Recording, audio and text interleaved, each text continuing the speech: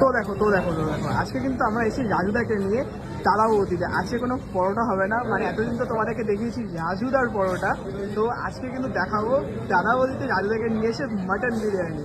তো বিষয়টা কেমন কেমন লাগছে বলো তোমার? দারুণ লাগছে। ব্যারাকপুর আসবো, বিরিয়ানি খাবো না তা তো হয় না, চলে আসলাম।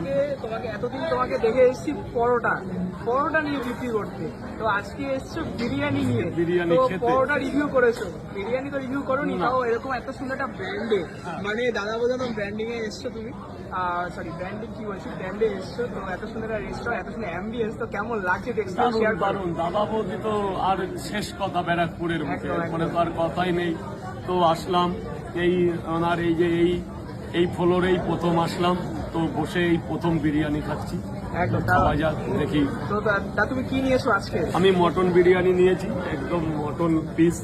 মাটন পিস রয়েছে, একটু পিসটা দেখিয়ে দাও। এই যে ব্যারাকপুরে তো মটনের নামই অন্যরকম। হা একদম একদম গরম গরম, একদম গরম, একদম একদম একদম পিঙ্কি ভাব ভেতরটা নাকি, একদম নরম একদম নরম। আর ওরে বাবা, এটা রসগোল্লা গোটা গোটা।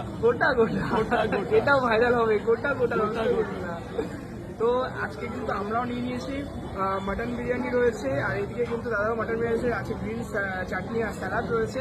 আর এদিকে কিন্তু আমরা আছি এই দুই ব্যক্তি, প্রিয়াংশু আর আমি, ফুডিস ফ্যামিলি মম ফুডবার্স, আর এদিকে আমরা পেয়েছি রাজুদাকে দাদা বৌদিতে।